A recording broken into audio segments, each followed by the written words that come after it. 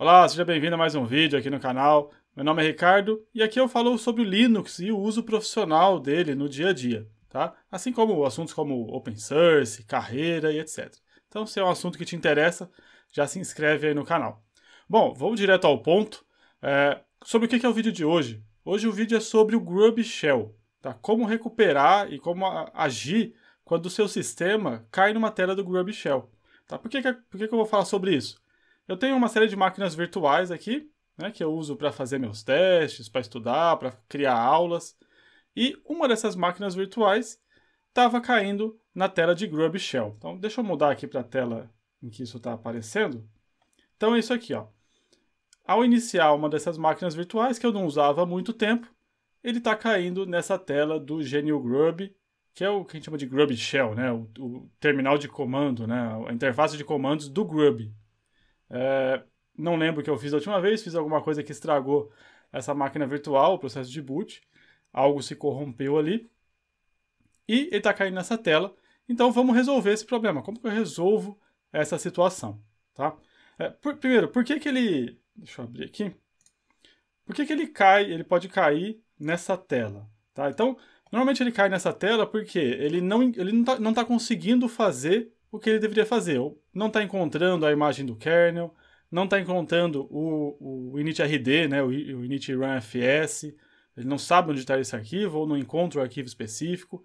Então, é algo que o Grub não está conseguindo fazer, e ele te dá essa interface para que você consiga ver como está o sistema, né, e fazer alguma ação manual para aí, então, conseguir recuperar e corrigir o problema.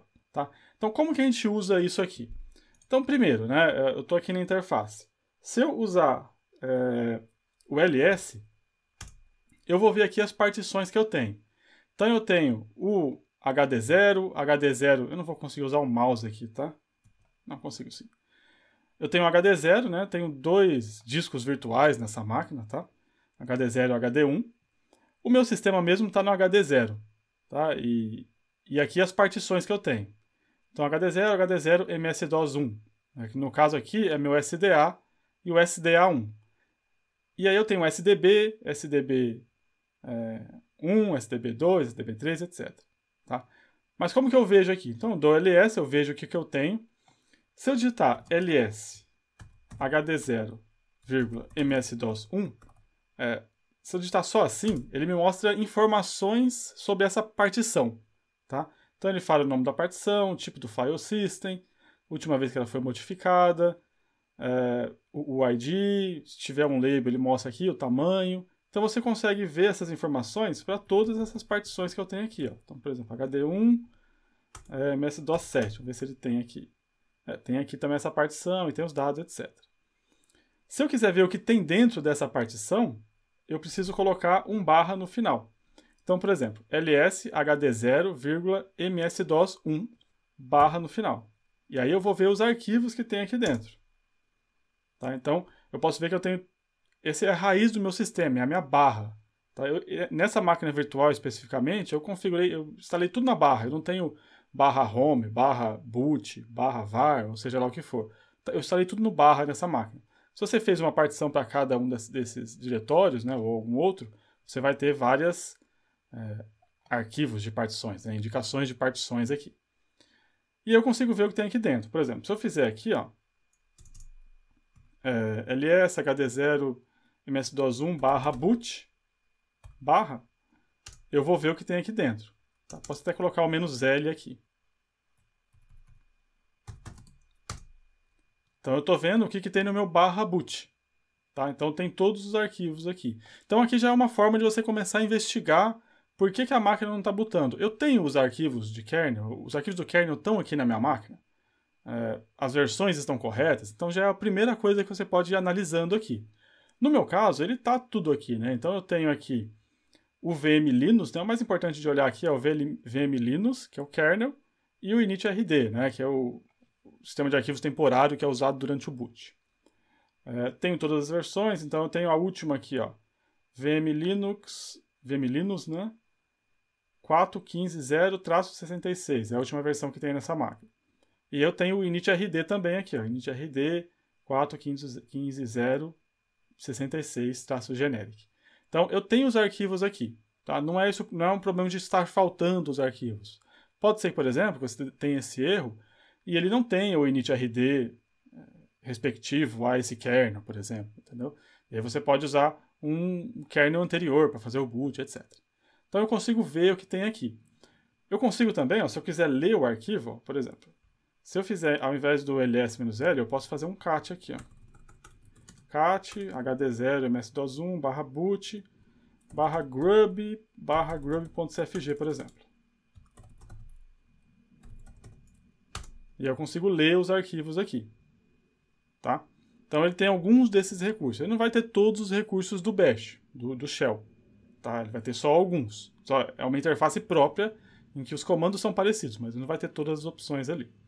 Mas o principal que você precisa, na verdade, vai ser isso, né? O que a gente vai querer fazer aqui no Grub Shell? Eu quero botar o sistema manualmente. Já que o Grub não está conseguindo encontrar ou carregar o que ele deveria carregar, eu vou indicar manualmente o que ele deve fazer. Tá? Então a gente vai fazer o boot manual e aí quando eu bootar o sistema eu vou conseguir recuperar ele de alguma forma. Tá? Vou poder analisar e recuperar ele. Deixa eu ver se o clear funciona. Funciona. Bom, vamos lá. Como que eu vou fazer o boot manual aqui? Então eu sei que eu tenho o hd0 ms-dos1 é onde está a minha raiz do sistema. Tá? Se tivesse uma partição no /boot, poderia ser ms2, ms3, e já seria direto o /boot. Mas no meu caso é isso. Tá? Eu sei que aqui estão os kernels que eu quero carregar. Então como que eu vou fazer? Primeiro eu vou definir qual que é em qual diretório que eu estou trabalhando. Então vou definir aqui, ó, setroot igual hd0, ms-dos1. Eu vou trabalhar com base nessa raiz. Tá? Eu estou definindo qual vai ser a minha raiz aqui nesse caso. Se eu tivesse uma partição /boot, eu poderia colocar o nome da partição /boot também, não tem problema nenhum. Então eu defini isso aqui agora. Agora eu vou definir, vou falar para o Grub quais as imagens que ele vai usar para fazer o boot da máquina. Então eu vou fazer assim, ó, vai ser parecido com uma configuração lá do Grub. Então vai ser Linux hd0, ms-dos1. Na verdade eu já defini, né? Então vai ser /boot o nome do arquivo que eu quero. Então eu vou querer usar esse aqui, ó, o vmlinux, vou querer usar o último, vmlinux-4.15.0-66-generic. Então vmlinux-4.15.0-66-generic. Beleza? Então estou definido o kernel. Tá? Se eu já tivesse definido aqui a partição do /boot direto, eu podia omitir isso aqui, tá? Poderia colocar direto /vmlinux. Então. Como eu defini a raiz mesmo do sistema, eu uso dessa forma. E aí eu vou falar qual que é o nome da partição, da minha partição raiz. Qual que é a minha partição raiz? Qual a partição raiz do sistema? No meu caso, é o /dev/sda1. Vou dar um Enter aqui. Se você informar o arquivo que ele não encontrar, ele vai dar um erro aqui. Então fique tranquilo, se ele foi com sucesso é porque ele conseguiu achar o arquivo. E agora eu preciso indicar o initrd, que é a mesma ideia, né? Vou colocar aqui, está errado, initrd, deixa eu dar um clear, initrd /boot deixa eu dar um ls de novo, que eu já não lembro o nome do arquivo,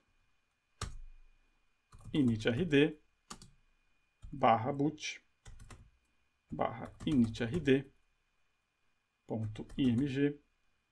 -4.15.0-66-generic. Então eu indiquei aqui qual o initrd. Antes eu tinha indicado qual o kernel. Kernel e a partição de /root. Ok? Então isso aqui já está feito. Eu indiquei como ele vai fazer o boot. E agora eu digo para ele fazer o boot manualmente. Tá? Só digitar boot. Tá? Vou digitar boot e ele vai iniciar o boot do sistema baseado na minha configuração. Se você estiver nessa situação e for fazer isso, pode dar certo ou pode não dar certo. Pode ser que o arquivo que você indicou está corrompido de alguma forma, e aí você pode fazer de novo, usando um outro kernel, um outro initrd. Você pode tentar outra coisa. Tá?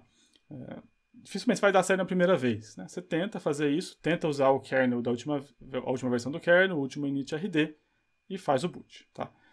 Aqui tudo que eu fizer vai dar certo, porque eu fiz um clone dessa máquina virtual e testei antes, vi como é que estava o sistema para fazer o vídeo já certo para vocês. Então ele está fazendo o boot do sistema e ele caiu aqui para mim na tela de boot do Xubuntu. Tá? Então eu vou fazer o login normalmente, então deu certo o procedimento que eu fiz, ele conseguiu bootar.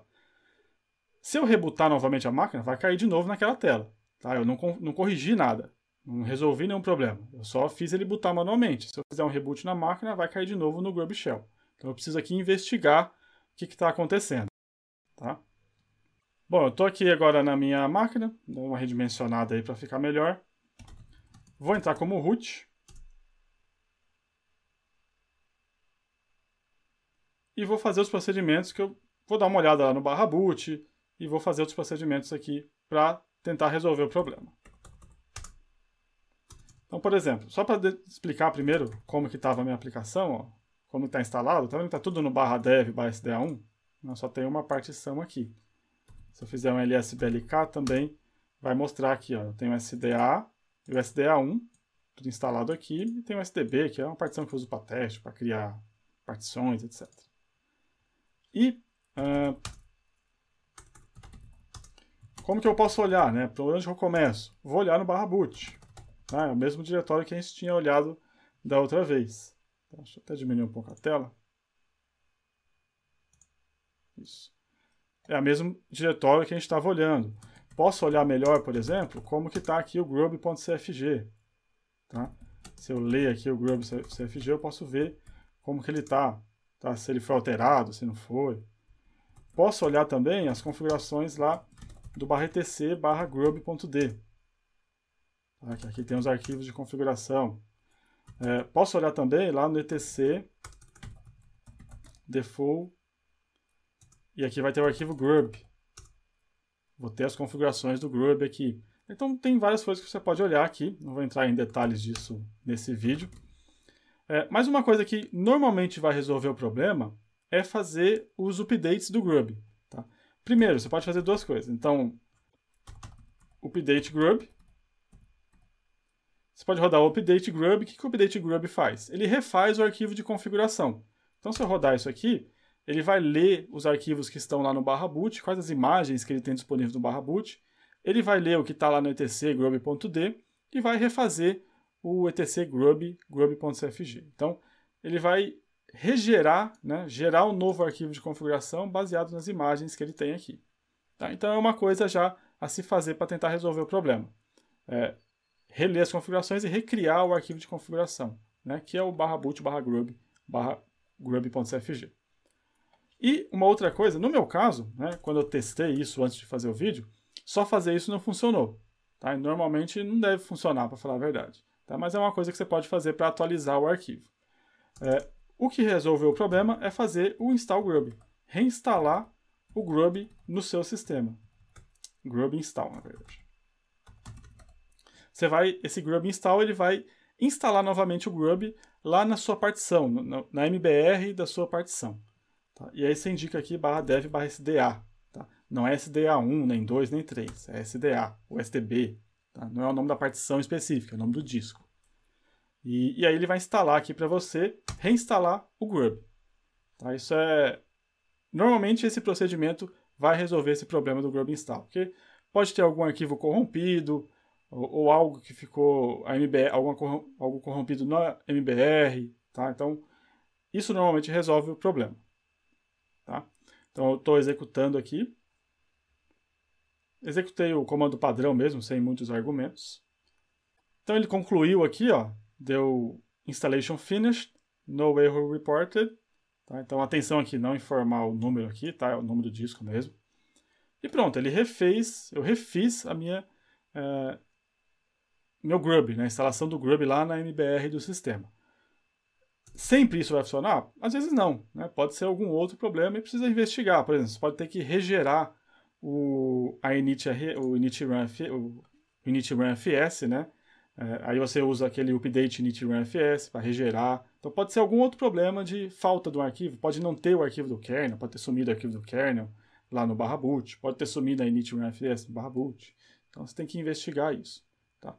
Uma outra situação que isso pode acontecer é quando você faz instalação em dual boot. Às vezes você tem um Ubuntu instalado e você vai colocar um Windows instalado como dual boot. Às vezes isso pode acontecer, né? Ou o contrário. Então, às vezes, na hora de instalar o dual boot, o Grub se perde ou é desinstalado da MPR, tá? Ou se corrompe na MPR. Você precisa fazer esse procedimento para ele cair, para você recriar o Grub, tá? Reinstalar o Grub.